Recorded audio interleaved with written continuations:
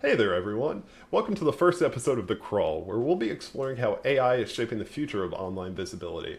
I'm your host, Tristan Harris, and this podcast was created to give you the insights, data, and conversations that actually move the needle in today's world. Now, before we begin, a little bit about myself and my background. I came up in my career through a string of marketing agencies focusing primarily on organic. I've ranked different websites number one for some of the most competitive keywords imaginable, including SEO agency, marketing agency, digital marketing agency, link building agencies, and others. So, in this debut episode, we'll be setting the stage for what's to come with our first guest, Mark Mansfield. Mark Mansfield is a proven sales leader and growth advisor with over 20 years of experience in revenue strategy, partnerships, and business development across MarTech, AdTech, SaaS, and AI driven solutions. As SVP of Growth Strategy here at NextNet, he brings deep expertise in helping agencies and brands scale with confidence. So get ready for conversations that dive deep into AI and why understanding AI search matters more than ever in today's digital world. Hi, we're here with Mark Mansfield, the Senior Vice President of Strategic Growth here at NextNet. How are you doing today, Mark? Good. Good. Before we dive in, Mark, tell us a little bit more about your background. How did your journey start and lead you to where you are today? So I started my professional career in marketing mid '90s, kind of in the dawn of the internet era. Spent a lot of time in small business marketing, digital marketing, website development, web marketing, and then just evolved with that space over the last couple of decades. Um, Got to NextNet because the intersection of how brands are found online and the evolution of technology was super interesting. So that's where we are today, particularly as AI takes a more meaningful stance in the marketplace. Yes, which is probably the biggest shift in our industry in at least my career, but I think I might be a little bit younger than you. So, on that topic, how do you see the industry changing over the next few years, or even just going into 2026? Well, if you look back at the pace of change, right? If you look back at the influencers of consumers, of we humans in the marketplace, it took Google about 25 years to reach its apex of influence over Yeah, consumer behavior, right? Television has been massively dominant. Television came in and displaced radio, and radio displaced things like newspaper and print, all of which still impact business. But the 25 years that it took Google to go from, hey, you should probably have a website for your business, that's going to be your digital storefront, to being the apex of consumer influence, it's taken AI 3 years to accomplish the same thing. So it's moving at a pace that none of us really can wrap our head around. But just for example, from March of this year until now, the consumer adoption of AI for search is moved faster than any technology in history. yeah, which is wild. That's something we've seen firsthand with a lot of our brands is the pace of change and keeping up with it has become almost a full time job, which is exciting. It's always exciting to be part of. It's also a little terrifying along the way. Imagine what that means for a regional business owner or a regional business marketer Yeah, who has grown accustomed to spending ads with Meta or Google for paid search or insertion programmatic, and all of a sudden the volume of traffic, which is the measure that we've all paid attention to for 20 years, the volume of traffic is going down and we don't know why. Wait, but my paid ad spend is going up, or mhm, the cost per click is going up, but my traffic, like, what's it all about? yeah, As a regional brand marketer, even a big brand marketer, to wrap your head around that, it's created a state of paralysis almost. We're seeing in the last few weeks a lot of businesses trying to stake a claim on what does it mean to show up in AI yeah. overviews. Yeah, and that's a very good point. Even with paid, with SEO, with organic, just keeping up, we're seeing that decline in traffic, and it's becoming harder and harder. But at the same time, we're seeing a massive explosion in people utilizing AI search. So it's almost like an untapped oil field. It's fertile ground, right? Yeah. It's areas that the first movers are going to get significant growth from. So, what's something that you think more people should be paying attention to? I think the thing that I think people, brand marketers, should be paying attention to is the purpose for their website. Like we now live in a world where having a website is just table stakes, but why? Like, why did we build a website in the first place? And what's the purpose of that website now? And what does that look like in 3 months or 6 months from now? Yeah. So I'll go a little bit deeper into that and stop me if I go too far. But a website was built to be a digital storefront, to be a digital face of a traditional Absolutely. business, Yeah. right? And it was that because Google has been conditioning human behavior for those Mhm. past 2.5 decades to think of a thing that we need, ask a question in terms of keywords, and then we as the individual user become the curator of that content. The 10 blue links, right? The paid links, the 10 blue links. So when I say what's the purpose of a website, if any of the viewers of this are engaged with AI, an AI agent at any level, then they'll realize they no longer have to be the curator of that content. And moreover, they no longer have to do the work of going to the website and really fumbling around to see if it's relevant for what they're looking for. AI is doing that work. It's an agent, which was the promise of AI. Mhm. So now what does it mean for a business and their website if consumers are going to that site less and less? If why we wanted them to go there is changing. Google really wanted people to kind of fumble around search a little bit because it created clickbait. It created exposure for new brands. And then you get to your website and we want you to stay here because the longer you're here, the higher the probability that you do something with us. Sale or fill out a form or sign up for a newsletter. Exactly. So now if an agent is coming here on your behalf and the agent is looking for one specific thing, and that is to solve the intent of the user. So if I'm a user and I want to improve the performance of my business, I want more leads to my business, or I'm a ski resort and I want more people to choose me over the resort next door, do I still need that consumer to come to my site? Or will they make a choice because an agent did the work to qualify me And recommended you and said, and advocated for you? advocated for you, said, here's the reason why this is where you should go. And that's not us or you or the business owner saying, here's why you should choose me. Yep. It's a third party saying, hey, we looked at everything possible and we said this is the best. So your question was, what should people be thinking about in the era of AI and the evolution of uh, consumer exposure, consumer interaction with a brand? What should your website look like? Okay, the audience of my website is less and less human consumption and more machine consumption. Do I even need a website? I think the answer is going to be clearly yes. You do, because AI has to consume something. Otherwise, you'll just be invisible. The question is, how do I make sure that when AI is searching on behalf of my customer and I want to be genuinely represented as beneficial to that customer, how do I address that intent? How do I show up when that agent is trying to say, are you the right person when my customer needs a car? Are you the right brand when my customer needs, I don't know, Adobe, right? So this is where the industry is going in terms of optimizing your presence online, but also how you reconsider the need of your website. So we think about this in terms of web presence, right? Web presence isn't just your brand website. It tends to be the thing that you have most control over as a brand.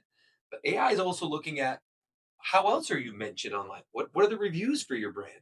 Yep. Oh, AI is taking that into consideration. Mhm. And another thing your viewers should be thinking about here is when your brand is represented in AI search. It's not just referencing a page on your website, which is a mind shift for anybody who's been in SEO or web Oh, development for yes. years. It's Yes. get them to a page.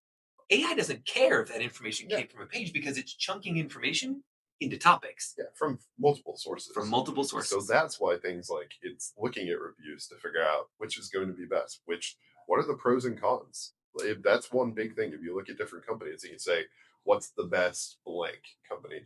A lot of times it'll feed you pros and cons, and those are almost every single time pulled from reviews and what people have said is good about the business, what people have said is bad. And that's an area that is in a lot of cases kind of woefully uh, not kind of kept up with for a lot of companies. So that's actually a very important kind of call out there is we're no longer looking at your website specifically, we're looking at how the world thinks about your brand, and that is going to be incredibly important moving forward. So when we think about consumer interaction with your brand in the next 3 to 6 months, I would recommend that anyone trying to anticipate the turn think about that interaction beyond just keyboard and text interaction with the brand.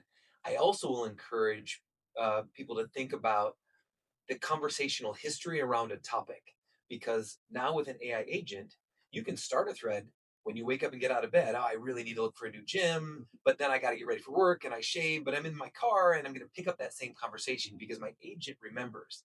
And then I'm on, so I started on my phone, but now I'm at my office and I'm to spend 5 more minutes and say, hey, great, but find one near me and find one that has classes and find one that fill in the blank. And just to be clear, we don't condone searching and driving, and we don't condone Oh, searching private stuff at work or anything. yeah, well, you're right. You're right. But honestly, if it's not typing in a text on your phone, so if any of the folks listening to this haven't tried AI agent in conversational mode, it's incredible. do that experiment today and realize that it's an actual conversation. So we talk about driving. The reality is you're having conversations now anyway. Those conversations are evolving now and in the next weeks into conversations with an artificial agent. And this is kind of key. Doing that experiment is incredibly important, because when you're sitting there in front of the computer and you're typing in prompts, you almost feel like you're defaulting to search, right? To what we've grown up with, to what we've used for 2.5 decades. When you have it in that conversational mode and you're talking, it does feel like you're having a conversation. You're no longer in that mindset of like, how do I come up with the best possible prompt to get me those 10 blue links that are going to answer what I need? You're in the, I'm just having a conversation. Like if I ask you today, like, hey, what's a great gym in St. Petersburg, right? You can tell I go all the time, obviously, so I need to find a good one. And then yeah, we could, it feels like the same kind of conversation that you would have with another person. And I think that's There's a really follow-on point there, and it's one that changes the paradigm, and that is that interaction has conversational history. So when you start brushing your teeth and then you go to the car and have a conversation and then go to your office and you're on the keyboard, all of that is archived. So when you come back at a place in the evening when you're home and you've got the mindset to do it, you can actually go back and review all the options that you've conversed. So you don't have to keep it in your memory. You don't have to keep it in your browser history. There's another point, and I don't mean to be dramatic or well, maybe a little provocative, but from a societal brainwashing standpoint, Google has done an amazing job. It's done an amazing job of giving us this tool that we've all depended on for a long time. Yeah. But it's serving a purpose, which is benefit its advertisers to drive you to their destination. So it was the old version of giving you an off ramp from the freeway into my storefront. That's it. So what you could do as an advertiser is you could pay to get more people here, Yeah. or you could create more signage to show up in search. Exactly. AI is different, and AI is different. So what you talk about is that conversational mode that shifts the consumer behavioral paradigm completely. Mhm. It changes that brainwashing. It's now not incremental change; it's now exponential change. So optimizing your business so that you can show up there is a completely different approach. It doesn't mean you have to abandon SEO or PPC; those are still important, but it means you need to think differently. This is not a SEO plus in any way. This is thinking about a new platform just in the same way that writing a script for radio was different than writing a script for TV. It's that different. Yeah. Right. I think that is a fantastic point. It's not SEO plus. It's not the evolution of SEO, though to an extent, I think you could argue that it's like the way that the SEO kind of play is going. But this is entirely new thing. This is not the same as it has been, and I think that's a great analogy too. Moving from a script for radio, very different than a script for TV, very different than a movie script. You bring up a good point that we should talk about, and that is, where does this fall in my business? Who handles this thing? And what we hear, and we're talking to Fortune 5 businesses and Fortune 50,000 businesses, right? Which both have the same problem. How do I make myself relevant to my customers? So where does that fall? And it is falling more and more often in the lane of somebody who's historically done SEO. Yes. And it does so because it's still about being found organically. Yeah, being found online. Yeah, being found, having somebody recommend your brand, whether it's a search engine, whether it's an AI agent. And my role here is SVP of marketing. It definitely fell on our team, right? A very big point, and it's been a wild ride keeping up with and figuring out what's new. And just as soon as you feel like you get a hold on it, there's another sucker punch and something new comes out. And you're okay. Well, how can we dive into this? How can we dive into that? And it's been fun. It's a great challenge, and I'm loving every minute of it. So Well, and you'll know better than most how you mentioned getting sucker punched, um, how fast you're having to adapt to it not being SEO, yes. right? So the first my career and background has been heavily in organic and SEO. And the first instinct anybody has when they see traffic drop on their site is, okay, how can I get my rankings up? Do I need more keywords? Do I need to, build more links or that? This is like a totally different issue than that same thing would have been over the last decade. Last decade that happens, the issue is, oh, there was a Google update, we need to make some adjustments or something like that. Now it's an existential crisis almost. It's SEO still has its niche and its role, and it still drives like a lot of relevant business, but the market is shifting away from just searching alone. So that's the challenge right now is how can you play both sides of the field and what can you do to fulfill both goals and help grow both channels. And that's a really interesting challenge for any marketing team out there. And it's been a fun year to say the Well, least. if we can jump in our time machine and transport ourselves back to when Google had sellers out in the market and talking to businesses about, Yeah. hey, so you should build this thing called a website, and you should optimize that site to show up in Google search, And right? here's why. Yeah. Well, and here's why. But imagine the business who's like, no, no, no, I'm good. I got my radio ads and I got some yellow You pages and got billboards I on the got highway. billboards. Yeah. We're Fun. good. And then watch the businesses. So it's a great study, and there are research studies that have been done about those businesses in that moment in time who leaned in and leaned away. And you can see from a business performance standpoint how dramatically those forward leaners took market position. Right? We're in that same moment, Yeah, it's the same kind of inflection point. and it's moving so much faster. Yeah, it's not here's 5 years to get it together. It's here's 5 months. That's it. So That's it. yeah. So you mentioned that you've talked with a lot of different clients, Fortune 500 all the way down to some smaller kind of regional clients. What's the biggest concern you're seeing from them related to the advent of AI search and kind of the changing landscape? So I mentioned a state of paralysis in the market, and I was speaking with a Fortune 50 head of innovation this week, and he's a theoretical physicist. He's in the position of innovation for this very large business, and it's so important to their business discoverability through AI that they put a significant effort into this. And the biggest concern is making the wrong bet, right? Yes. They feel like they got to move fast, and they're super smart, and they've got hundreds of millions of dollars worth of resources to put against this. But their concern is if I make a bet now and I get in the so imagine it this way. Imagine it's monsoon season and all the rains are hitting heavy now, right? And all that water is rolling downhill, and we want to get in our canoe and paddle to get to the promised land, get to the ocean, right? What if we get in our canoe now and we get sucked up in that flow? We make a bet, we get sucked up in that flow, and as soon as we start paddling, we realize The other one's going through that the was the ocean. wrong bet. Yep. So this is the fear. The fear Yeah. is we've got to bet. Also, But yeah, to that point too, not making a decision is the same as making the wrong decision which in is this the case because of paralysis. how quickly it's That's moving. right. So it's almost a situation where you have to be willing to move quickly, fail fast, and adjust, and you have to be agile. And that's something that a lot of teams are traditional on the SEO side haven't been able to do because it's not a very there's not massive changes in one day that requires you to completely change your entire business model. So So smart businesses are first in the transition, right? I call it the bridge phase. There yeah, was traditional SEO and search and paid advertising, which I say existed up until about March, April of this year as the dominant preference. And we're now in this bridge of LLMs and AI consuming the HTML and the XML, which is the old language. They don't want to consume that language.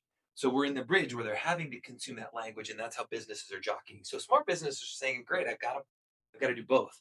I've got to optimize for now." So that means writing better content. That means creating relevant links to businesses who show you as an authority to the AI LLM engines, because the traffic. Just think about Google alone.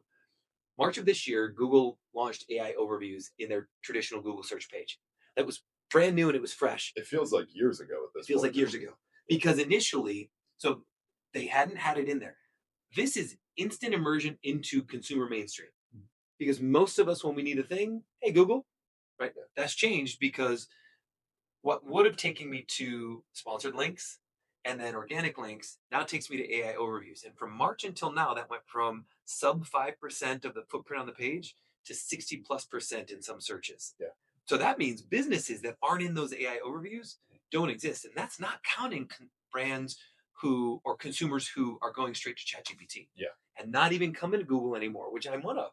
I'll go straight to my LLM, to my AI agent, and I don't even go to Google search anymore, right? Particularly now with Atlas, which is OpenAI's new browser, Yeah. which gives me the ability to get some of the things that I got in browser search, like show me some pictures, show me some visuals, give me the side by side. Yes. Like, but don't make me do the work of going to that site. Yeah. Strip out the recipe. Don't make me have to go through everything else. It really is a very interesting place. So again, if you want to stay alive and you want to thrive, moreover, you don't want to be put behind, you've still got to optimize your business today. Yep, Now, absolutely. and you've got to do so while you're pivoting towards what's going to happen in the freight train that's coming is like February, March of next year, where LLMs want to consume content in a language that they understand. They Yes. want to talk with a website. They want to interact and they want to do so because their user wants a thing. And that thing isn't to come to your website. No. That thing is, I want to schedule an appointment. I want to book a service. Yeah. I want to know.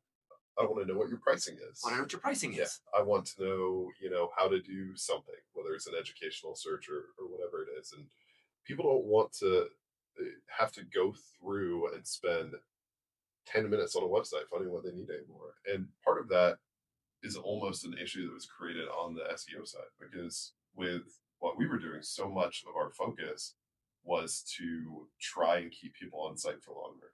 Because as you alluded to earlier, the longer they're on site, the more they find value and the more closer to a conversion they are. But they still just want the answer to their query, right? They don't necessarily want to wait and have to wade through everything to find it. It's actually more mature than that. They don't want the answer to their query. They want to solve to their intent. Initial problem. Yes. Right. So they want the solution. Mhm. They don't want the answer. The answer is what Google's trained us for. Yeah. Like, give me an answer. Let me decide. We want to go further than that. Say, give me limited options that have already been vetted. Now, this is a really interesting position. What the data is now showing is that consumers who make it through to your brand through an AI agent are substantially more qualified than consumers that make it to your brand through SEO or PPC, particularly. So PPC is the least valuable. SEO is more valuable because they already qualified themselves. AI is the most valuable because you had an agent inserted. Yeah. And I think that's the big thing is, again, it's cutting you down. It's not an issue of, I have these 10 different companies to reach out to. I'll get on a call with 5 of them, get proposals from 3 and go from there. It's AI is recommending 4 companies to me. They're saying this one is the best, this one's second best, whatever the pros and cons are. I'll just check out those 2. So it's significantly trimming down the field as well as making those recommendations. And that's why it's so strong. You're no longer, if a company is on, position 7 on the front page of Google, like they're no longer getting seen, period. They're already being pushed down by 60% in some cases by AI search results. But if AI search is only recommending 2 or 3 or 4 or 5 options, like you need to be there or you're not being found, period. Well, and an easy test, and everyone who's watching should do this, is to push back on the AI and say, "Got it. We did this in the aftermarket auto repair space, where we were trying to figure out um, which was the best brand for us to go and get new tires for our car, right?" And we asked it in conversational mode. It it asked what type of car what we had. So this is an interesting point.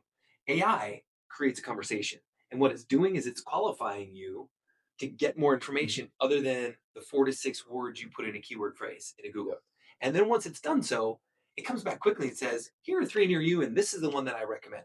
At this point, push back on it and say, seems like you really believe in that. Why?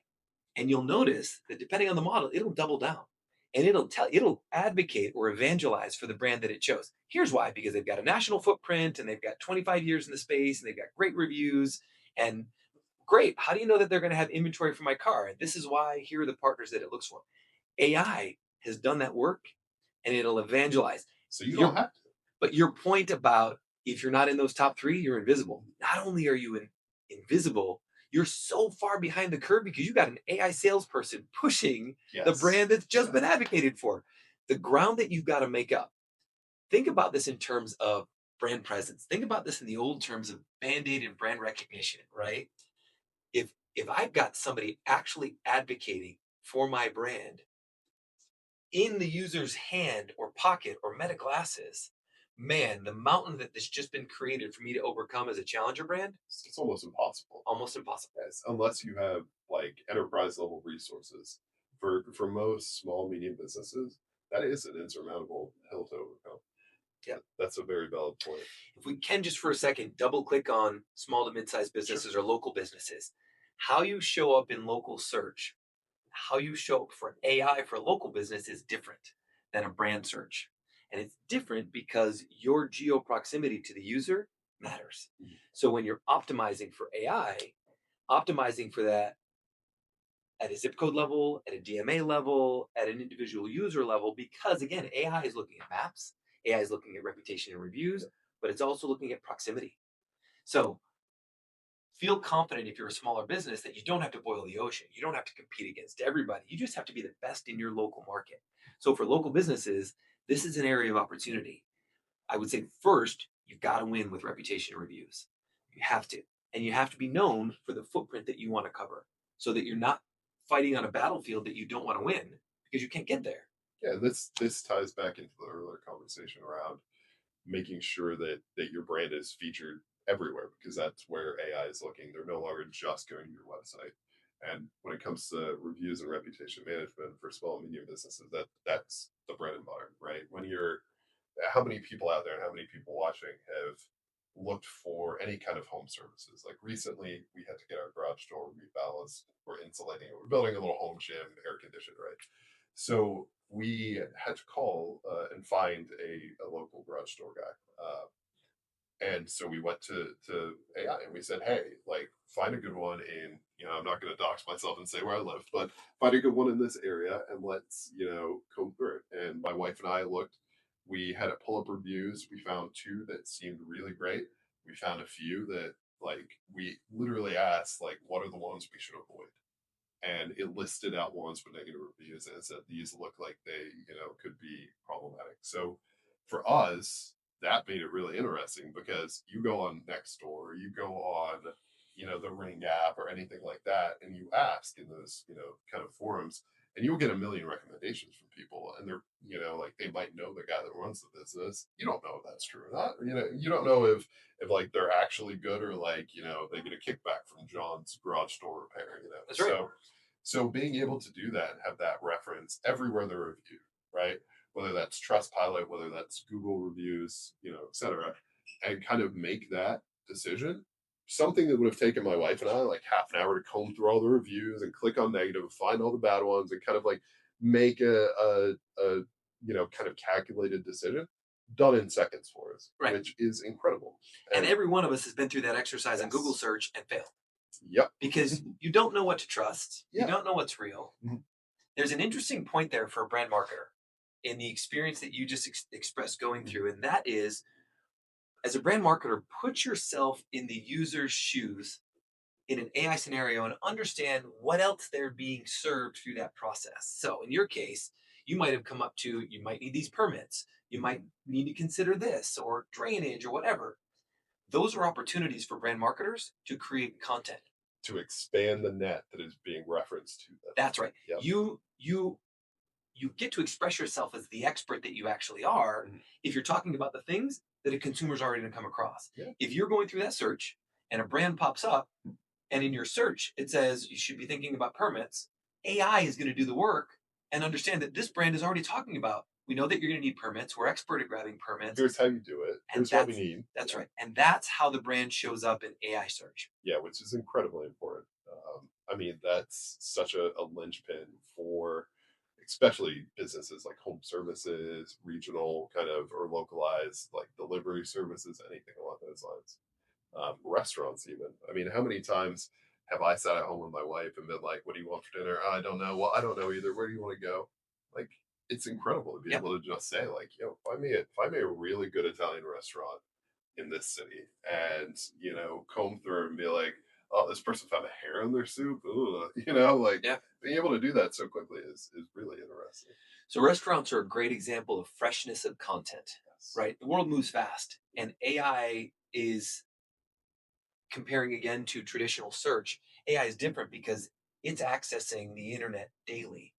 And if the content on your website is 2 or 3 or 4 or 5 years old, if your chef is no longer there, if your menu has changed, AI knows that. And it'll reference that in representation of your brand. So when it makes the recommendation, if you're keeping your content fresh, and it may be difficult for a local restaurant, but it also can be easier and relevant because you own the business and you know what's going on. So to be able to express our great chef has just launched a new summer menu, right? AI is going to catch that Yeah. and it's going to know And it's going to recommend that new and it's summer going to menu. recommend that new Yeah. summer menu. And that's so big because when people look for like this rent to stay on the restaurant example, when people are looking for a restaurant to go to, they're primarily looking for reviews and to see the menu, That's right. right? So if AI is showing you both in like that, people are going to use it, and they are using it very heavily for this. Reviews, see the menu within a proximity, Yes, which is yes, something that you as a human would have had to previously done. yeah. Say near me or in blank city, Florida, in St. Petersburg, Florida, where Right. we are today in beautiful sunny St. Petersburg. Um, Yeah, so I think that's a very very valid point, and I feel like a lot of companies are going to be able to kind of claim that ground. A lot are already doing things like reviews. That freshness of content though is very very key, and I think that's something that we're going to see a lot of testing and a lot of positive results moving forward on. The last comment I'll make on the anticipating the turn, right? Skating to where the puck is going to be in this marketplace versus chasing the puck now. And there's a lot of chasing the puck, meaning do more of your SEO practice, do more of what got you. Even Google's talking about it. Like the Google reps that are in market now are still talking about write content that looks like it's written for humans. Well, first, we should be writing content that is written for humans, but that's because that's what AI is consuming now.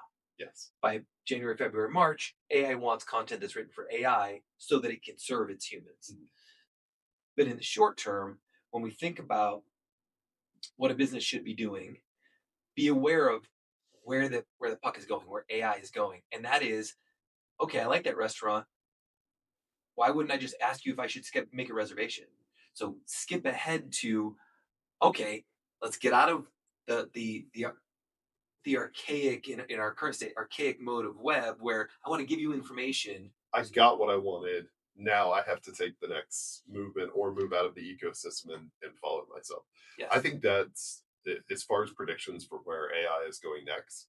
I think that's very, very salient. I think that is the exact motion that we're going to see.